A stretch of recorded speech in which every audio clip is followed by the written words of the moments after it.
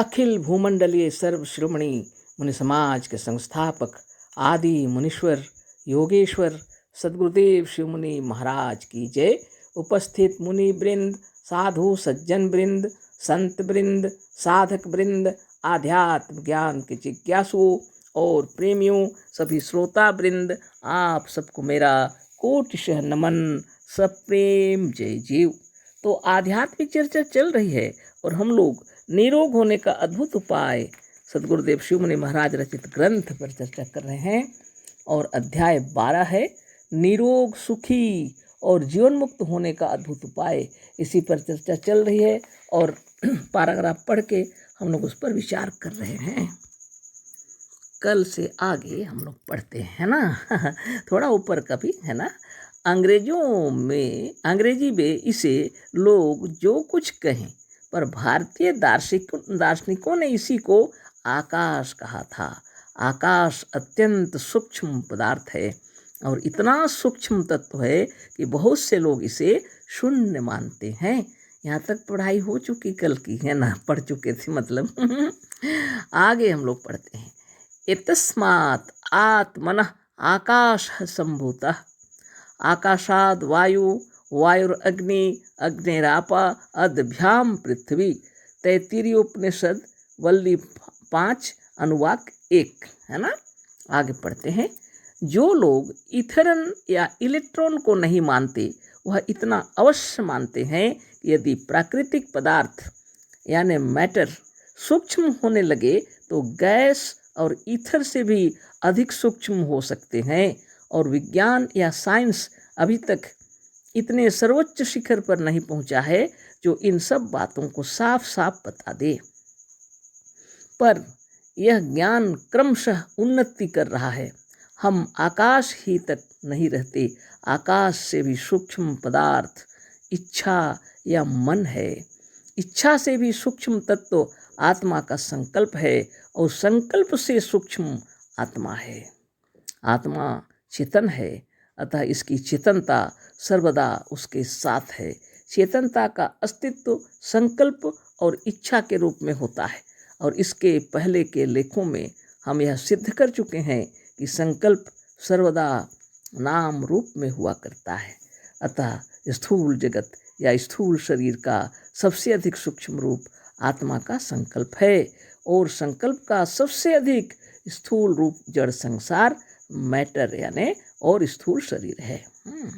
आगे हम लोग इस पर चर्चा कर लेते हैं है ना। तो एतस्मात् आत्मनः आकाश संभूता, इसका मतलब ये बता रहे हैं कि जब इतनी सूक्ष्म तत्व से उत्पन्न हुआ है, इसे शून्य कहा जाता है, तो सदगुरुदेव के हिसाब से वह वेद तैत्तिरीय उपनिषद में भी पहले से था। उसको प्रमाणित करके हम लोग को बतला रहे हैं कि तैत्तिरीय उपनिषद वल्ली 5 अनुवाक 1 में लिखा हुआ है एतस्मात् आत्मनः आकाश संभूतः, यानी इससे यह तत्व सामने आया कि आत्मा से आकाश की उत्पत्ति हुई है, यानी आत्मा आकाश से भी सूक्ष्म है और शून्य से भी सूक्ष्म। जिसको शून्य कहते हैं, आकाश को सबसे सूक्ष्म है, उससे भी सूक्ष्म है आत्मा।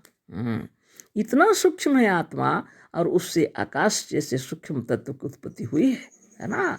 आत्मना आकाश संभूतः, आकाशाद वायु, फिर आकाश से वायु की उत्पत्ति हुई है। वायु और अग्नि, फिर वायु से अग्नि की उत्पत्ति हुई है। अग्निरापा, और अग्नि से आपा यानी जल की उत्पत्ति हुई है। अद्भ्याम पृथ्वी। विचारणीय बात यह है कि आत्मा से आकाश की उत्पत्ति हुई है और आकाश से वायु, मतलब आत्मा से वायु की उत्पत्ति हुई है।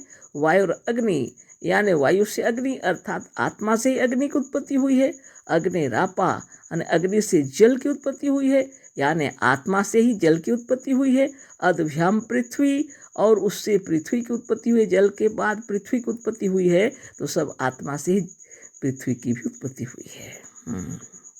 मतलब यह है कि आकाश, अग्नि, जल, वायु और मिट्टी जो आप दिख रहा है आपको, हमको, सबको, अखिल विश्व ब्रह्मांड में, यह सब किसकी उत्पत्ति है? ये आत्मा की उत्पत्ति है। आत्मा से उत्पन्न हुआ है सब। अब बड़ी बात तो ये है, जो लोग इथरन या इलेक्ट्रॉन को नहीं मानते वह इतना अवश्य मानते हैं, यदि प्राकृतिक पदार्थ यानी मैटर सूक्ष्म होने लगे तो गैस और ईथर से भी अधिक सूक्ष्म हो सकते हैं। सदगुरुदेव बहुत सुंदर से समझा रहे हैं कि जो लोग इलेक्ट्रॉन या इथरन इस सब को नहीं मानते हैं तो इतना अवश्य मानते हैं कि जो प्राकृतिक पदार्थ जो मैटर है अगर सूक्ष्म होने लगे तो गैस और ईथर से भी अधिक सूक्ष्म हो सकते हैं। और विज्ञान या साइंस अभी तक इतने सर्वोच्च शिखर पर नहीं पहुंचा है। गुरुदेव कह रहे हैं विज्ञान या साइंस अभी तक इतने सर्वोच्च शिखर पर नहीं पहुंचा है। अभी बहुत बड़ी बात है, देखिए, है ना, जो इन सब बातों को साफ साफ बता सके। विज्ञान अभी साफ साफ बता सके इतना ऊंचाई पर नहीं पहुंचा है, पर यह ज्ञान क्रमशः उन्नति कर रहा है। आज से पहले दार्शनिक लोग, वैज्ञानिक से भी उच्च कोटि के वो लोग का ज्ञान था। उन्होंने जो बात कही है उस पर परीक्षण करते करते विज्ञान चल रहा है। धीरे धीरे उन्नति भी हो रही है, लेकिन अभी सर्वोच्च शिखर पर पहुंचा नहीं है ना। सदगुरुदेव अपना जो ज्ञान है वो उच्च कोटि का ज्ञान बता रहे हैं और प्रमाणित भी कर रहे हैं कि ऋषि मुनि लोग जो तपस्या के बल पर जो प्राप्त किए थे वह अभी तैत्तिरीय उपनिषद के उदाहरण दिए हैं। वल्ली 5 अनुवाक 1 में दिया हुआ है ना। तो आगे देखिए, हम आकाश ही तक नहीं रहते, तो आकाश तक हमको रहना नहीं है। आकाश से भी सूक्ष्म पदार्थ इच्छा या मन है।